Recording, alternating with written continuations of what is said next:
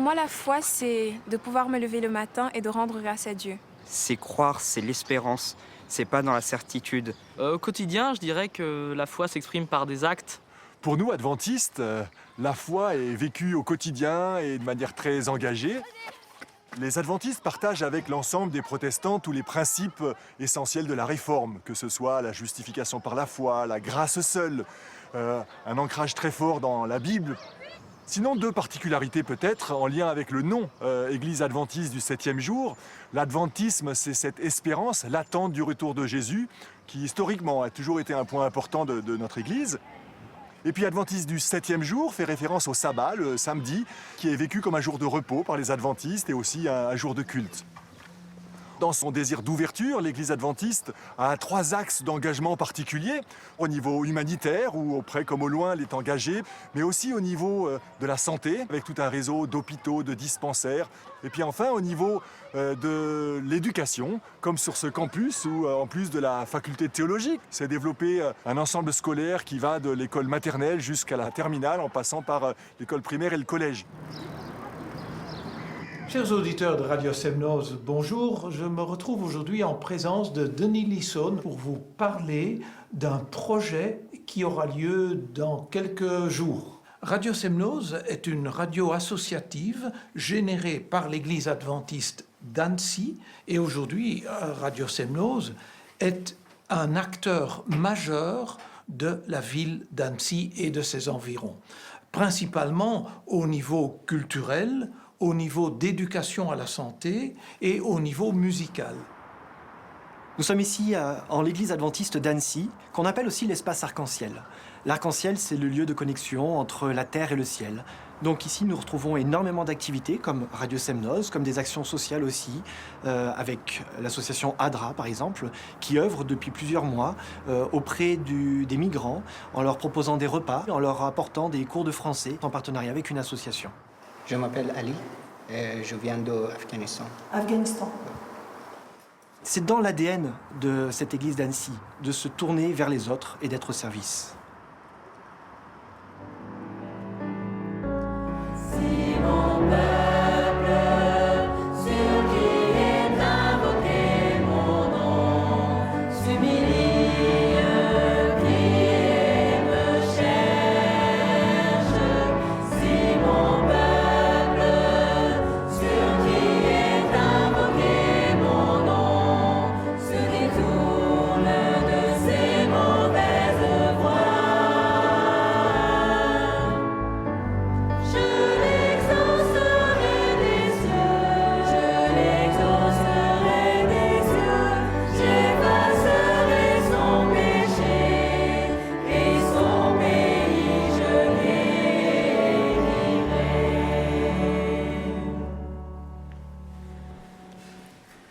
Bonjour à tous et bienvenue dans la maison du Seigneur.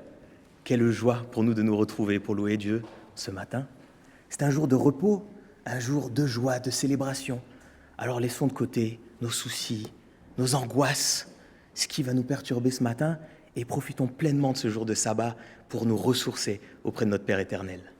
Le psaume 100 nous dit « Entrez dans ses portes avec des louanges, dans ses parvis avec des cantiques, célébrez-le, bénissez son nom, car l'Éternel est bon et sa bonté durera toujours. » Alors poussons-nous aussi des cris de joie vers l'Éternel et démarrons ce moment de culte en chantant.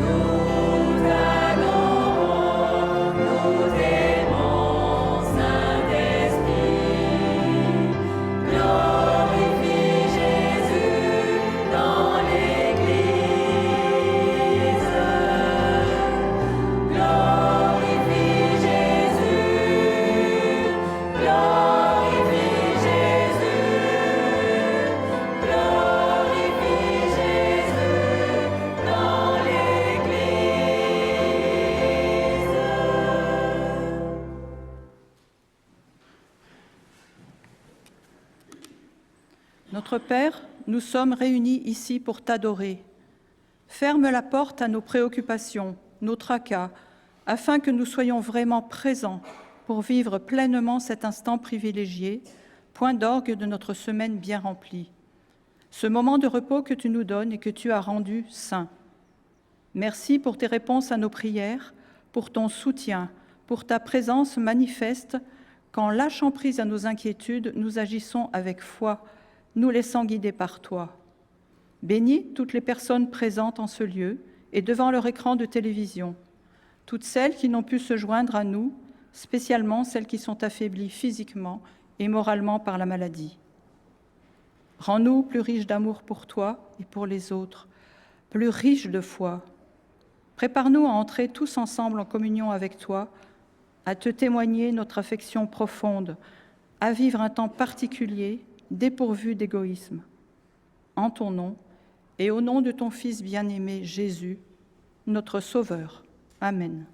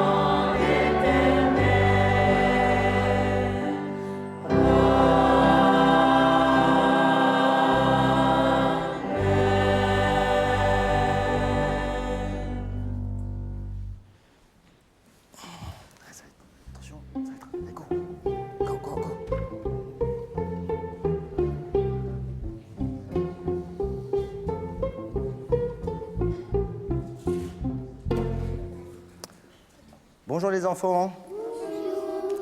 Aujourd'hui, je vais vous raconter l'histoire de Mathieu Lambert. Mathieu Lambert avait 7 ans et demi. Il mesurait 1,28 m et demi et pesait 25 kg et demi. Il avait beaucoup d'amis, mais personne ne l'appelait Mathieu Lambert. Tout le monde l'appelait Mathieu Moitié. Pourquoi ça? Eh bien parce que Mathieu faisait tout à moitié. Mathieu Moitié ne faisait jamais les choses de tout son cœur. Non, non. En fait, il n'avait jamais vraiment essayé. Il lui manquait toujours quelque chose pour aller jusqu'au bout. Quand Mathieu se brossait les dents, par exemple, il commençait par celle du haut, mais il était trop paresseux pour finir de brosser celle du bas. Du coup, il se rendait très souvent chez le dentiste. Vous imaginez un peu l'état de ses dents, surtout celle du bas? À l'école, Mathieu ne faisait ses devoirs qu'à moitié. C'est pas bien ça, hein? Et quand il y avait une interro, il ne répondait qu'à la moitié des questions. Il n'apprenait que la moitié de ses leçons. Du coup, il n'avait que la moitié de la note. Un jour, Mathieu était sorti jouer dehors. Mais il n'avait fait ses lacets que sur une seule de ses chaussures. Bah oui, la moitié. Il monta jusqu'à la moitié de la colline, à côté de chez lui, sauta sur son vélo et commença à pédaler. Il roulait de plus en plus vite, parce qu'il y avait une grande pente. Et voilà que son lacet, celui qui ne l'a pas lacé, s'est coincé dans la roue de son vélo. Qu'est-ce qui s'est passé? Bim, Mathieu rentra en plein dans la voiture de son papa. Son vélo était tout tordu, et là pas à moitié, complètement tordu. Et Mathieu s'était fait drôlement mal à la jambe. La voiture de son papa était toute cabossée. Mathieu savait qu'il avait fait une grosse bêtise. Quand son papa vit la bosse sur sa voiture, il lui demanda « Mathieu, tu sais ce qui s'est passé avec ma voiture ?» Mathieu s'est dit « Oulala, ça va chauffer !» Mais il ne voulait pas mentir. Il ne voulait pas non plus avoir d'ennui. Donc il a dit non, pas, j'ai vu personne percuter ta voiture. » Mais ce n'était pas la vérité, c'était juste la moitié. Tout à coup, le téléphone sonna. « Allô ? C'était Monsieur Ruggieri, le voisin de Mathieu. J'appelle juste pour savoir si Mathieu va bien. Je l'ai vu ce matin rentrer dans votre voiture avec son vélo, alors j'ai pensé qu'il s'était peut-être fait mal. » Le papa se tourna vers Mathieu, qui commença à se sentir pas bien du tout. Bah oui, avec ce qu'il avait raconté. Il essayait d'expliquer à son père. Je t'ai dit, j'ai vu personne foncer dans ta voiture. C'est la vérité, j'avais les yeux fermés. Mathieu lui dit son père, tu n'as pas été honnête avec moi.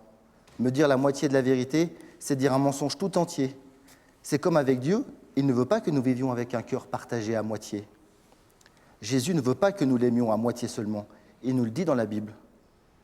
Alors Mathieu, il s'est mis à pleurer. « Mais j'ai jamais réussi à faire les choses en entier. » Son papa lui répondit, « Dieu sait qu'avec nos propres forces, aucun d'entre nous n'est capable de l'aimer à fond. Mais il nous a envoyé un ami qui s'appelle...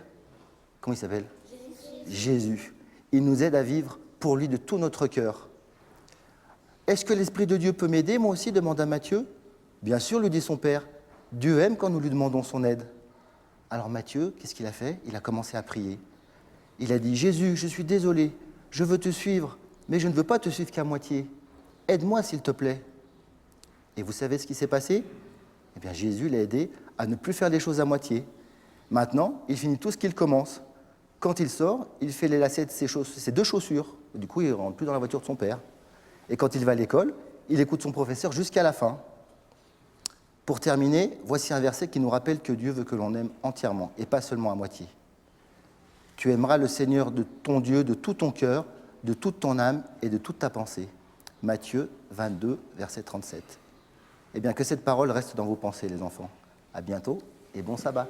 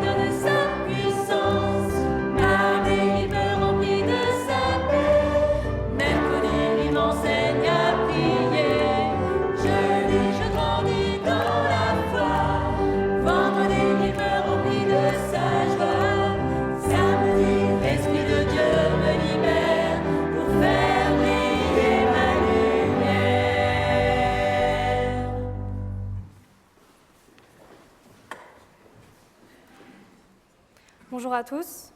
Je vous invite à ouvrir vos Bibles dans Ésaïe 52, versets 6 et 7. « C'est pourquoi mon peuple connaîtra mon nom. C'est pourquoi il saura en ce jour que c'est moi qui parle. Me voici.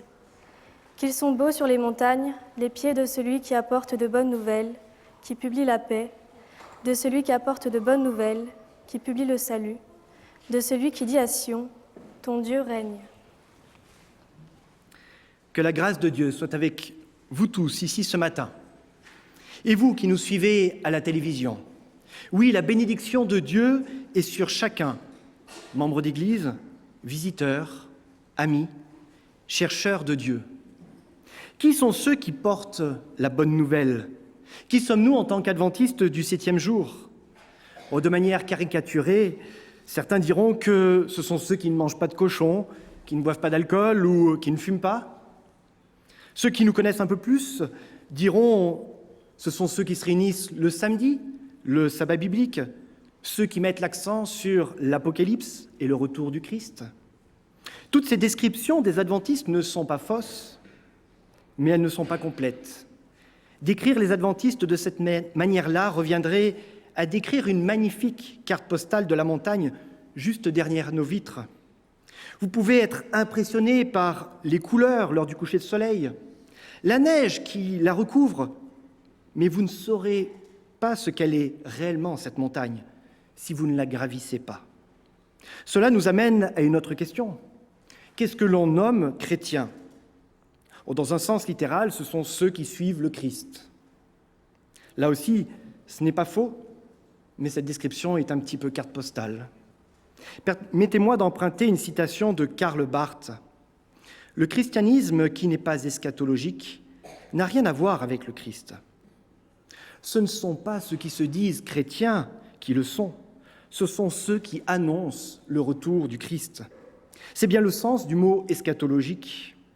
Annoncer le retour du Christ n'est pas seulement l'accomplissement d'une prophétie biblique. Certains l'agitent malheureusement comme une espèce d'épouvantail apocalyptique. Le retour du Christ, c'est le début d'une nouvelle ère. Le début d'une ère sans peine, sans douleur, sans pleurs. Le retour du Christ, c'est une continuité, mais différente. La deuxième expression que je voudrais emprunter est attribuée à Dietrich Bonhoeffer. L'Église n'est réellement Église que quand elle existe pour ceux qui n'en font pas partie. L'Église existe pour toucher le cœur du monde, toucher le cœur des femmes et des hommes, pour leur annoncer une bonne nouvelle. Dans le livre d'Isaïe qui nous a été lu, nous entendons cet appel de Dieu à son peuple, appel à proclamer la paix, appel à annoncer la bonne nouvelle, à annoncer le salut en celui qui vient. Mais l'éternité et la joie de vivre avec notre Dieu, ce n'est pas plus tard, ce n'est pas seulement au retour du Christ que cela commence, non, c'est aujourd'hui, ici et maintenant.